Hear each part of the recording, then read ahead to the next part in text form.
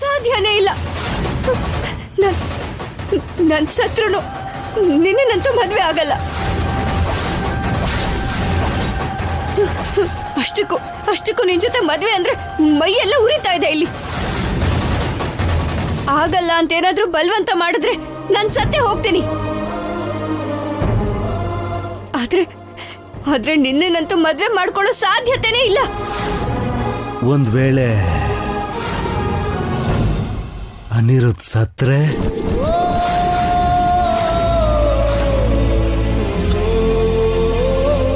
ಸ್ವಂತ ತಾಯಿಗಿಂತ ಹೆಚ್ಚಾಗಿ ನಿನ್ನನ್ನ ಆರಾಧನೆ ಮಾಡೋ ಅಂತ ನಿನ್ನ ಪ್ರೀತಿಯ ಅನಿರುದ್ಧ್ ಪ್ರತಿ ಕ್ಷಣ ಮೃತ್ಯು ಜೊತೆ ಹೋರಾಡ್ತಾ ಇದ್ದಾನೆ.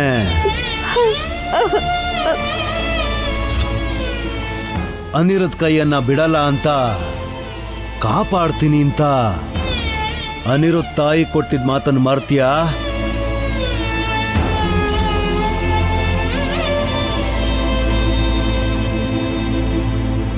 ನಮ್ಮಮ್ಮನ ಕೋರಿಕೆ ಪ್ರಕಾರ ಅನಿರುದ್ಧ್ಗೆ ಯಾವಾಗ್ಲೂ ಜೊತೆಯಾಗೇ ಇರ್ತೀನಿ.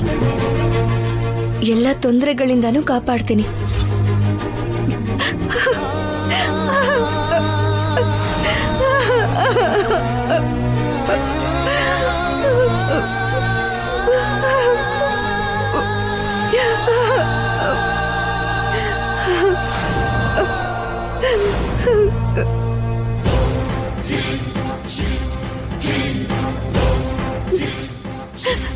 ಅಮ್ಮ ನಾಗಮ್ಮ, ನನ್ಗೇನ್ ಪಾಪ ಮಾಡ್ದೆ? ನನಗೆ ಯಾಕೆ ಇಂಥ ಶಿಕ್ಷೆ ಕೊಡ್ತಿದ್ಯಾ? ನನಗೆ ಬೇರೆ ದಾರಿನೇ ಇಲ್ವಾ? ಇದ್ದಿದ್ ಒಂದ್ ದಾರಿ ಕೂಡ ಮುಚ್ಚ ಹೋಗಿ ನೀನ್ ಅನಿರುದ್ಧ್ ಸಾಯೋದಕ್ಕೂ ಮೊದ್ಲೇ ಒಂದು ತೀರ್ಮಾನಕ್ಕೆ ಬಾ.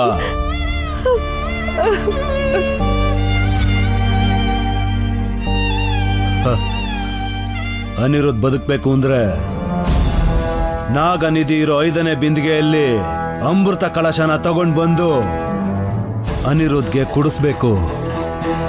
ಅವಾಗಷ್ಟೇ ಅನಿರುದ್ಧ್ ಬದುಕೋದು.